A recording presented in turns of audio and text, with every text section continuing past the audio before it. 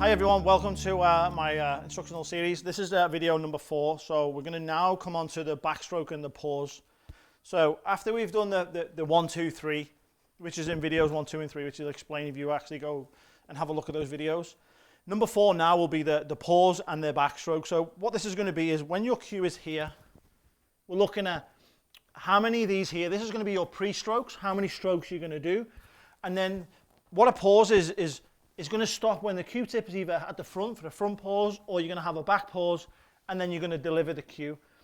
So it's a bit like a golfer. When a golfer hits a ball, he has a slight hesitation at the top, and then they come down. It's not all one movement, like one motion.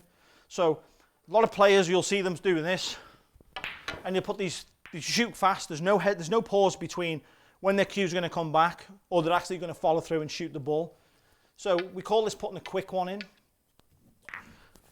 So, or putting a fast one in. So what I want you to try and learn to do is, I always have a front pause.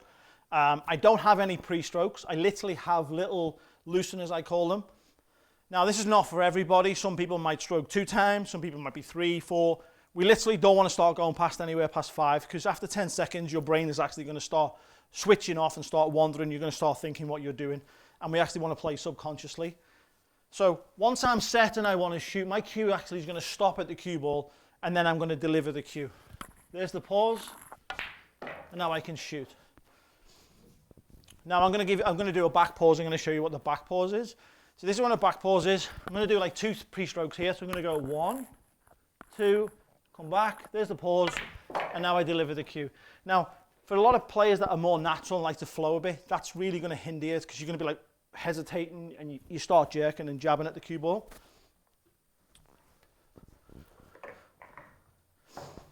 One of the best ways to actually help a lot of players is get a nice front pause. So when you're ready to shoot, what you're going to do is you're going to stop the cue. Your eyes are literally now going to get onto the object ball where you're looking at aiming, and now we're going to pull the trigger.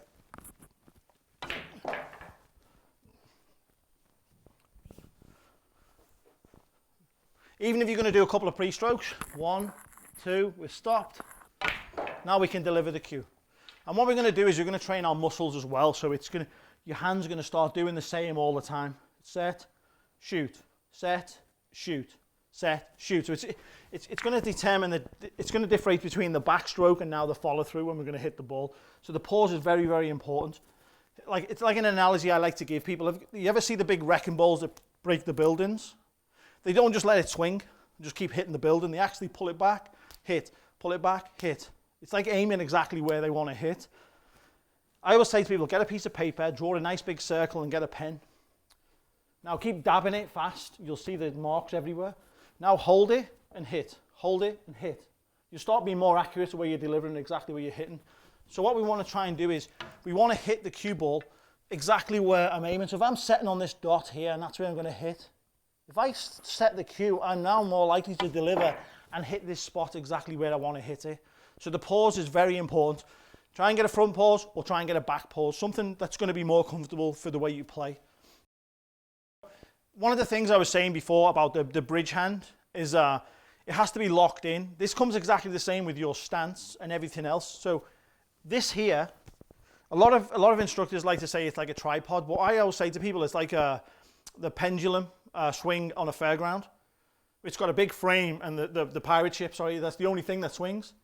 So this is like the pirate ship. I always say that this has to be solid, so this can actually move and do its job. And the bridge hand being locked in is one of the parts of this, as well as your stance being stable, like I explained on video 2 and on video 3. Here's another good point for you guys. You're playing in a match and you're going to shoot the 9 ball, and you're really nervous and you're playing and you feel your tension. Just do a couple of looseners off the table. A bit like playing golf, doing them practice swings. So when you come down to shooting the ball, you're not going to tie up. It's like putting a bit of WD-40 in your arm. There we go, nice and loose. So now we're loosened up. I can get in. Now I can shoot the ball, and I'm not going to tie up. I'm not going to start jumping and twitching and gripping the cue too tight. So just get a couple of these little looseners in. It'll help you. So briefly going to end about the pause. So what a bad pause is and a bad backstroke is basically someone who's literally 100 mile an hour with speed here, too fast. It's not controlled. It's not smooth. We need to be accelerating through the cue ball and not decelerating as we're hitting the cue ball. We're not quitting on the shot. So we want to have a nice and smooth, nice pause, so we're delivering the cue and accelerating through the cue ball. We're not going nice and fast and then, oh, we're jumping into the ball. But that's what we call a bad backstroke with a bad pause. We want to have a nice, smooth cue delivery. Nice timing. Hit the ball. So we're going to come into the ball. We're going to be nice and set. It's going to be nice and controlled, nice and smooth. And we're going to accelerate smoothly through the cue ball. Thank you for tuning in for video number 4, which is about the pause and the backstroke. And video number 5, if you please tune in for this one, this is going to be about the follow through. And that's going to be the 1, 2, 3, 4, 5, number 5 of the 5. Thank you.